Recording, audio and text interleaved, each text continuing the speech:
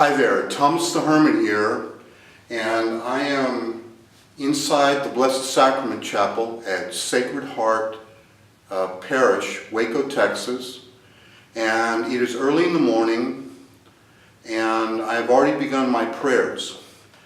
Now, this morning is the 6th week of the retreat, all about prayer. Now, today I'm going to tie up what I have been talking about for the last 5 weeks. This is the 6th week, and I'm going to tie it all together. Now, last week we talked about praying with mind and heart. And we also talked about in previous weeks about being aware of the presence of God.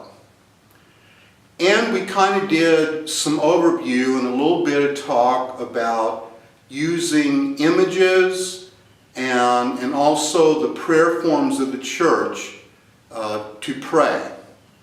We talked a little bit about what vocal prayer is, and of course we can elaborate more upon these topics. I think that I'm going to continue every Wednesday to put out another topic on all about prayer, but for now, for this Lent, we're going to tie this all together.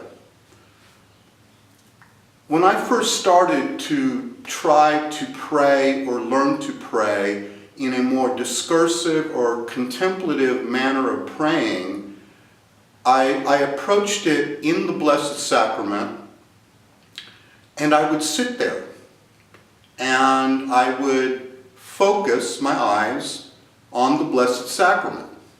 I'm talking about an exposed Blessed Sacrament, but it really doesn't matter. It could be exposed or it could be in the tabernacle like it is here.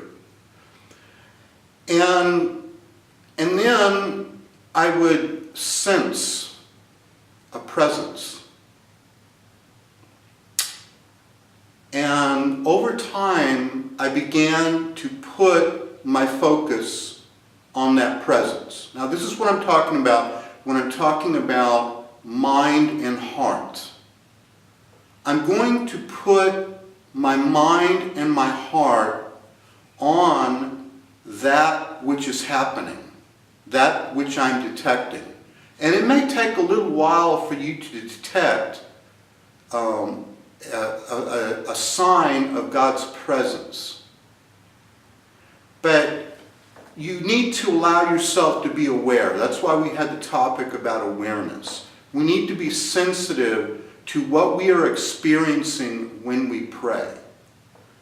Now, that doesn't mean that everyone's equipped to do this, but more people are equipped to do this than not. You don't know how many people I talk to all the time who have spiritual experiences. Spiritual experiences are much more common than we think they are.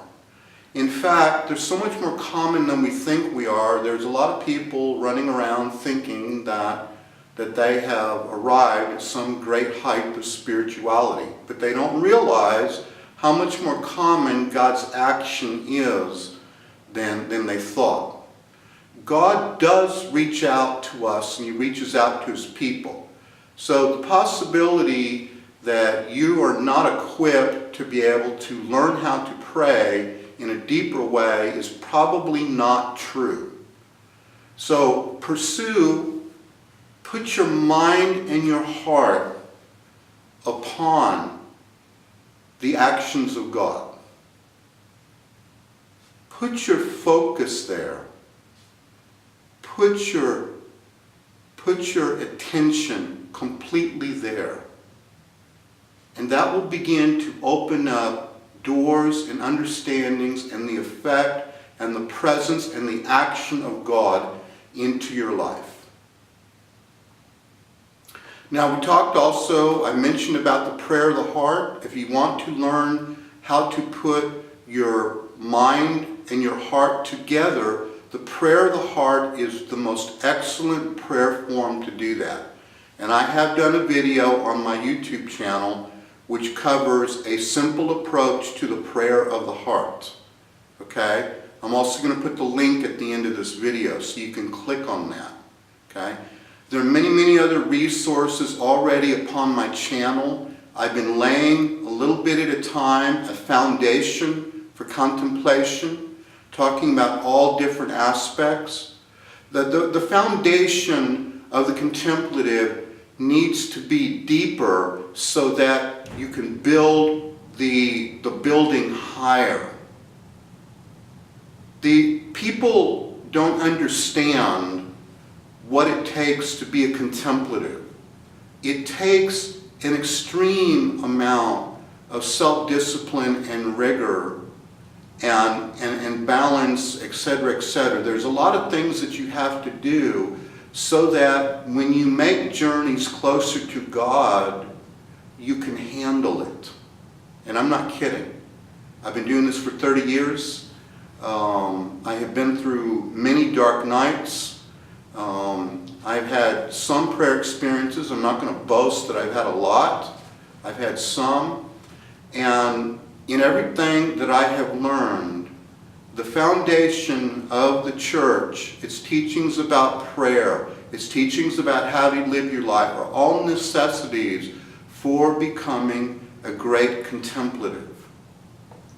This is Thomas the Hermit, and I will see you next Wednesday. I know it's Holy Week. I'll go ahead and release something on Holy Week.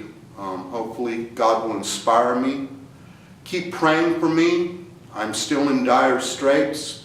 I need God to deliver me out of the situations that I'm in. And I'm praying for you, of course.